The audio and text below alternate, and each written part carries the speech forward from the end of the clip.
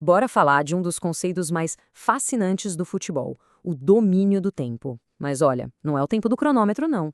É aquele tempo que parece simplesmente parar nos pés dos melhores jogadores do mundo, sabe? Dando a eles uma vantagem que a gente nem sempre consegue ver. Essa é a pergunta que todo mundo que ama futebol já se fez, né? Como é que pode alguns jogadores estarem sempre um passo à frente? Parece que eles estão vendo o jogo em câmera lenta, enquanto todo o resto está correndo a 1000 por hora. A resposta para isso não é mágica, não. É pura ciência cognitiva. E aqui, gente, está o pulo do gato de toda essa nossa análise. A genialidade não está só no chute perfeito ou no passe na medida. Ela nasce 1 milissegundo antes, sabe? Naquele espacinho mental onde a decisão é tomada. É ali, nesse momento, que o jogo é ganho de verdade. Então, vamos mergulhar nesse primeiro ponto. O futebol de hoje em dia é uma verdadeira batalha silenciosa contra o tempo. Jogadores como Messi, Rodri, Kroos, eles não são só geniais com a bola. Eles são mestres em manipular o tempo. E essa é a grande virada de chave. A elite do futebol não é a que reage mais rápido, mas sim a que age com uma intenção que dita o ritmo do jogo inteiro. Eles não são só mais um no meio do caos. Eles são os caras que conduzem o caos. Para a gente entender como eles fazem isso, a gente precisa dividir o conceito de tempo em duas categorias. E é aqui que a coisa fica interessante de verdade. Pensa assim, de um lado tem o tempo externo, é o relógio, os 90 minutos, objetivo igual para todo mundo. Do outro lado tem o tempo interno, que é a percepção do jogador, o ritmo mental dele para tomar as decisões. Enquanto o tempo externo não para de correr, os craques aprendem a manipular esse tempo de dentro. A ideia aqui é de alargar a janela para decidir. Usando antecipação e muita calma, os grandes jogadores criam mais espaço na mente para escolher a melhor jogada. Tem uma frase da nossa fonte que é perfeita para isso. É diferente ser pressionado e se sentir pressionado. Eles simplesmente não sentem a pressão do mesmo jeito que os outros.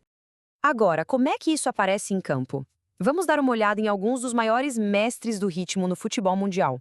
Pega o Messi, por exemplo. A arma mais letal dele às vezes não é nem a arrancada, é a pausa. Aquela hesitação, uma freada de propósito que congela o zagueiro por uma fração de segundo.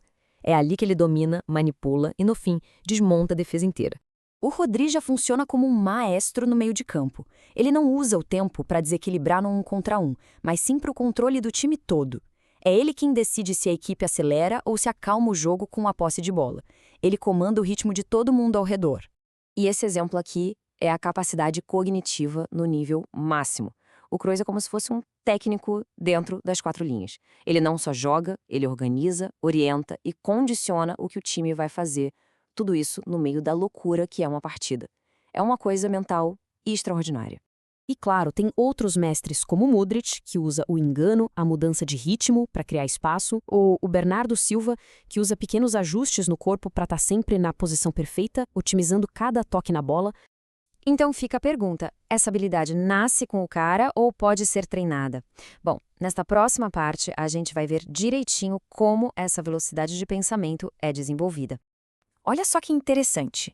Esse é o processo que rola na cabeça de um jogador de elite antes mesmo da bola chegar. Primeiro, eles escaneiam o campo todo. Depois, antecipam os possíveis cenários. Aí ajustam a própria velocidade e a posição do corpo.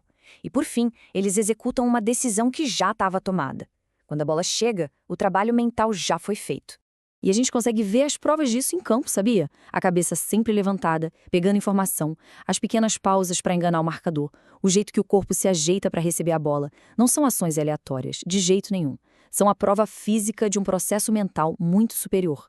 O ponto principal do treinamento é este aqui: ensinar os jogadores a observar o jogo e não apenas a olhar para a bola. Observar significa interpretar o que está acontecendo, entender o que cada movimento causa no todo e não só focar numa única ação. E essa manipulação do tempo se aplica de um jeito diferente em cada posição. Um zagueiro, por exemplo, pode usar a pausa para atrair um atacante e abrir uma linha de passe. Já um ponta usa a mudança brusca de ritmo para ganhar no 1 contra 1. Cada função no campo exige um domínio diferente do tempo. Bom, estamos chegando na conclusão da nossa análise. Afinal de contas, qual é a vantagem definitiva que esses jogadores conseguem com tudo isso? A mensagem final é esta: a grande vantagem no topo do futebol não vem, em primeiro lugar, da velocidade das pernas, mas sim da velocidade do pensamento. É uma corrida que acontece dentro da cabeça. E essa citação resume tudo de um jeito perfeito.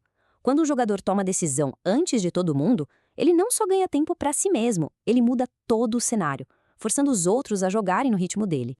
Fica aí a reflexão para a próxima vez que a gente for assistir a um jogo. Onde a gente vai focar a atenção? Naquela corrida explosiva pela lateral ou naquela pausa sutil, quase invisível, de um meio-campista que organiza o ataque inteiro? A resposta pode mudar para sempre o jeito que a gente vê futebol.